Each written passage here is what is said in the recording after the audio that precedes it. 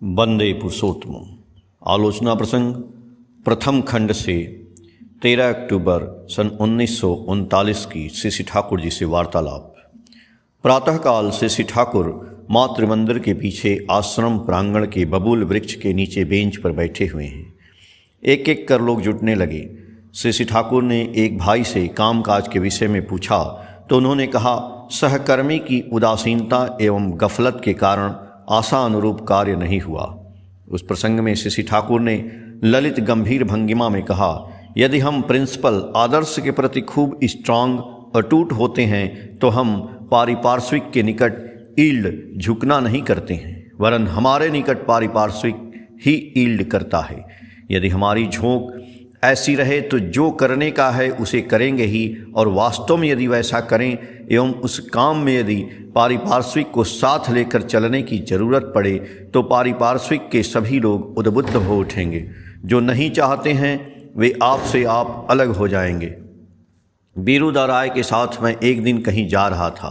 कुछ दूर जाकर बीरूदा टायर्ड क्लांत होकर बैठ गए। मैंने उनके लिए इंतजार नहीं किया बल्कि सीधे चलते रहा। बीरूदा भी कोई उपाय न देखकर चलने लगे। इसलिए ढिलाई या गफलत को प्रश्रय नहीं देना चाहिए। मज़े की बात तो यह है कि मनुष्य की इच्छाकृत त्रुटियां अवश्य भाव से भूल त्रुटि को बुला लाती हैं। किसी काम के लिए मघा नक्षत्र अशुभ नक्षत्र में कोई यदि यात्रा करता है, उसके पहले या बाद में भी जाने की सुविधा रहने के बावजूद नहीं जा सका, उस दिन जाने पर वहाँ बहुत सी बाधा विपत्तियों के बाद ही उसका कार्य बनता है। ऐसा देखने पर समझना चाहिए उसके प्रिंसिपल आदर्शमुखी मोटर सेंसरी कोऑर्डिनेशन बोध और कर्म स्नायु की संगति में कुछ गड़बड़ी है ही। शायद इमीडिएट मोटर सेंसरी कोऑर्डिनेशन त्वरित संगति नहीं है। पारिपार्श्विक के इन्फ्लुएंस प्रभाव ने शायद original intention then and there fulfil मूल उद्देश्य की तत्क्षण पूर्ति करने नहीं दिया। आरंभ में एक इंटेंशन अभिप्राय बाधा प्राप्त होने के कारण ब्रेन मस्तिष्क में एक ब्लंडरिंग ट्विस्ट भूल की गिरह ही पड़ती है। बाद में एक इंटेंशन अभिप्राय के अनुसार कार्य करते समय वही ट्विस्ट गिरह भूल और झंझट पैदा कर देती है। फिर भी काम में कोई बाधा विघ्न पड़ने पर घबराना नहीं चाहिए। एक बार कुष्टिया के डीएसपी ने बुलाकर कहा, अपने यहाँ हर तरह के लोगों को आने मत दें। उन्होंने मुझे बहुत तरह का भय दिखाया, किंतु मैंने कहा मैं किसी को मना नहीं कर सकूंगा। आपको ऐसा कहना उचित भी नहीं है। बाद में वे स्वयं दोनों शाम आते थे। यदि दोनों शाम नहीं आ पाते थे तो कम से कम एक शाम तो निश्चित ही आते। ऐसा ही होता है। पहले जब हम वार्तालाप करते थे तो कितने गुप्तचर आते रहते थे, सारी बातों को नोट कर लेते थे। एक बक्सा बनवाया था। स्टीमर के पैसेंजर से भिक्षा ली जाती थी। उन रुपयों से कितने व्यक्तियों की सहायता करता था, कितने गुप्तचर लोग को उनकी विपत्ति आपत्ति में सहायता की है, पर वे ही मेरे पीछे लगे रहते थे।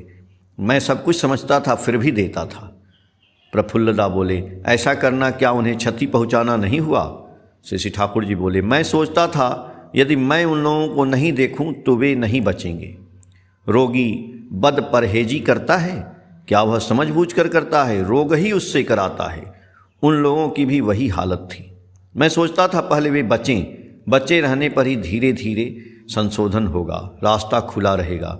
यदि खत्म ही हो जाए तो कोई आशा ही नहीं रहेगी। तपोवन की शैल माँ को देखकर श्री ठाकुर ने पूछा, क्या रे, क्या समाचार है? शैल माँ बोली, अच्छा है। श्री ठाकुर जी बोले, आजकल बड़ी डेगची का भात उतार नहीं सकती हो? शैल माँ, उतार सकती हूँ किंतु तकलीफ होगी।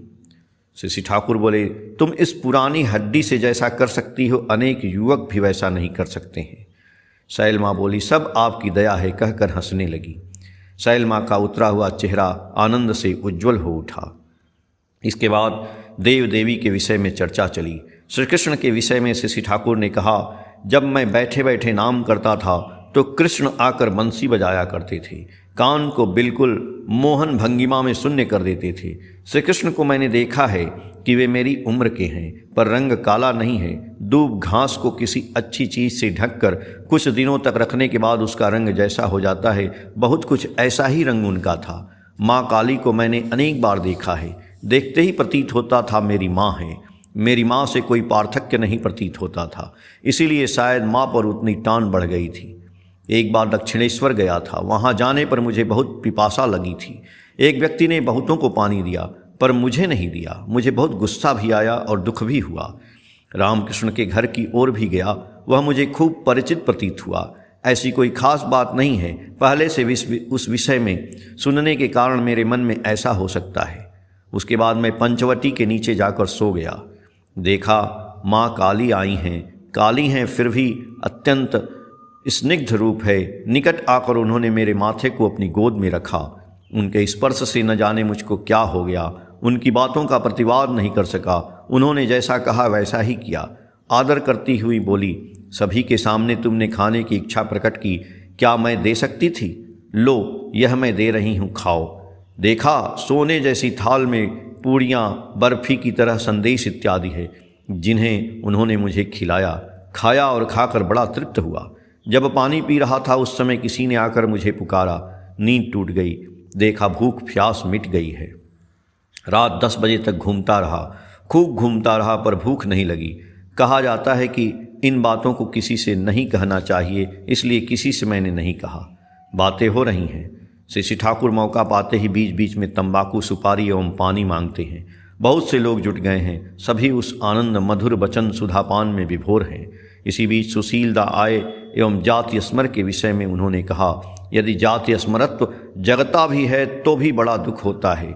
बहुत क्षेत्रों में दूसरे जन्म में मिलने की संभावना बहुत कम ही रहती है।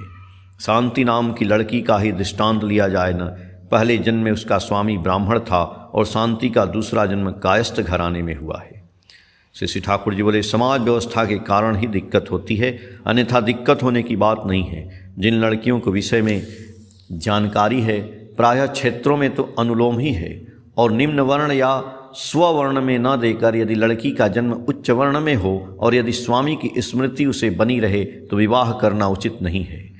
तत्पश्चात श्री ठाकुर जी स्नान करने चले गए। स्नान के पहले हरिपद्दा ने अच्छी तरह तेल मालिश कर दी। हौद में उतरकर स्नान करते हुए बोले, सुशीलदा जाति स्मरता के सेक्रेट रहस्य को प्रकाश मिलाकर सभी को बताएं एवं बोलें। पेक्षी अमृत लाभी अच्छी पथ, पाया हूँ अमृत अपनाया है पथ, मैंने स्वयं बहुत देखा है। श्री कृष्ण इत्यादि को है, किंतु मैं किसी तरह उसे संतुष्ट होकर नहीं बैठा रहा। जैसे मैं हूँ, एक व्यक्ति मुझे देख रहा था और दूसरा नहीं देख रहा है, ऐसा नहीं हो रहा है। अर्थात सभी देख रहे हैं, मैं जैसा चाहता हूँ वे उसी प्रकार कर रहे हैं, ऐसी बात भी नहीं है, चाहे विषय कुछ भी हो। इस प्रकार सर्वसाधारण के लिए बोधगम्य एवं वास्तव न होने पर मुझे तृप्ति नहीं है। वह किसी के भी व्यक्तित्व साधन लब्ध शक्ति पर निर्भर नहीं करेगा, वह एक नॉर्मल फिनोमिनन स्वाभाविक विषय होगा। जिन लोगों ने पुनर्जन्म लिया है वे अति साधारण घर में ही आए हैं, इसके लिए खूब साधना की आवश्यकता होती है, ऐसा मुझे प्रतीत नहीं होता है। कोई खास कारण है जिसे अनुसंधान करने पर ही घर घर में हर व्यक्ति के लिए यह संभव हो सकता है।